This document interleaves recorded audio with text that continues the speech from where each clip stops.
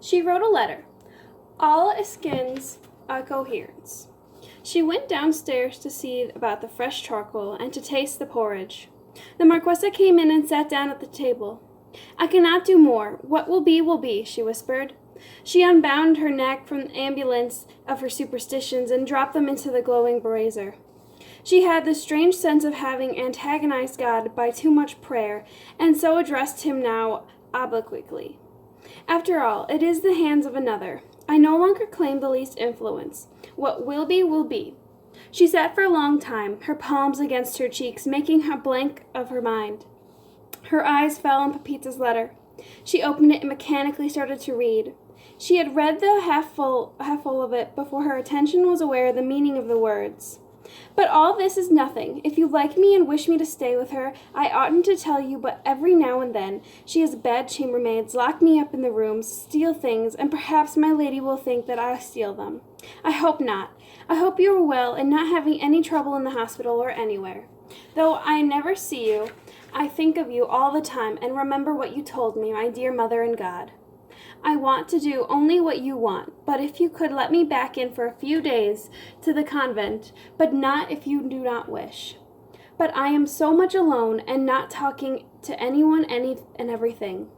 Sometimes I do not know whether you have forgotten me, and if you could find a minute to write me a little letter or something. I could keep it, but I know how busy you are." Donna Maria read no further. She folded the letter and put it aside. For a moment she was filled with envy, and she longed to command another's soul as completely as this nun was able to do.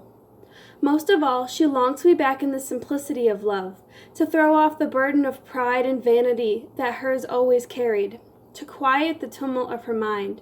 She picked up the book of devotion and tried to fix her attention upon the words. But after a moment, she suddenly felt the need to reread the whole letter to her surprise.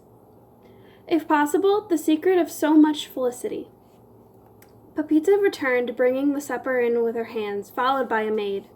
Donna Maria watched her over the top of her book, as she would have watched a visitor from heaven. Pepita tiptoed about the room, laying the table and whispering directions to her assistant. "Your supper's ready, my lady," she said at last. "But, my child, you are going to eat with me?"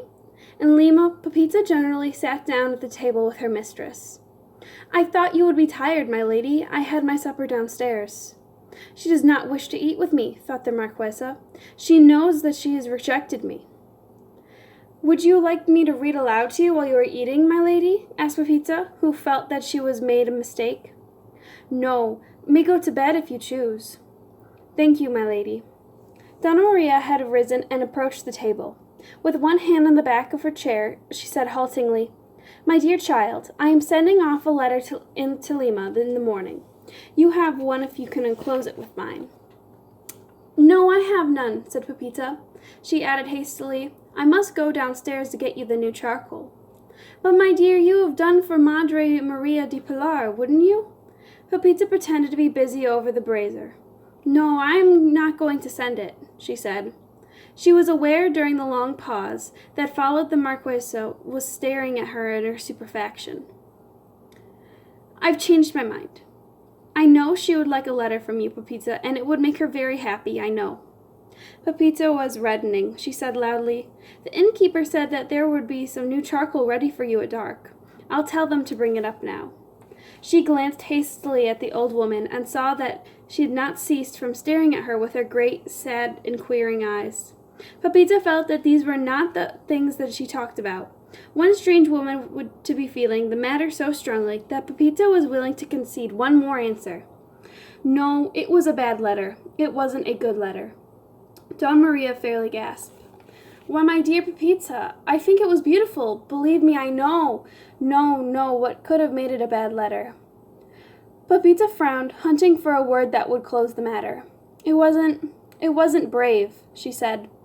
And then she would say no more. She carried the letter off into her own room and could be heard tearing it up. Then she got to bed and lay staring into the darkness, still uncomfortable at having talked so much of fashion. And Donna Maria sat down to her dish amazed. She had never brought courage to either love or life. Her eyes ransacked her heart. She thought of the ambulance and her beads, her drunkenness. She thought of her daughter. She remembered the long relationship crowded with the wreckage of exhumed conversations, of fancy sights, of inopportune confidences, of charges of neglect and exclusion. But she must have been mad that day. She remembered beating upon the table.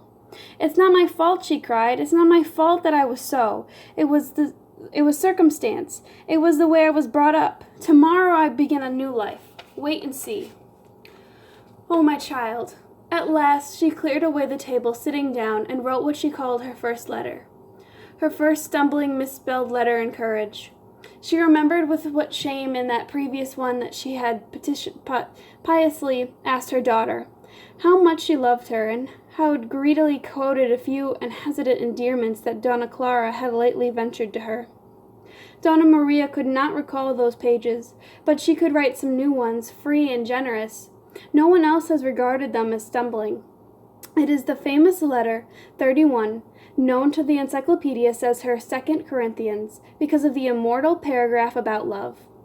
"Of the thousands of persons we met in a lifetime, my child," and so on. It was almost dawn when she finished the letter. She opened the door on her balcony and looked at the great tiers of stars that glittered above the Andreas. Throughout the hours of the night, though there had been few to hear it, the whole sky had been loud with the singing of these constellations. Then she took a candle to the next room and looked at Pepita as she slept, and pushed the damp hair from the girl's face. "Let me live now," she whispered. "Let me begin again." 2 days later they started back to Lima, and while crossing the bridge at San Luis Rey, the accident which we knew befell them.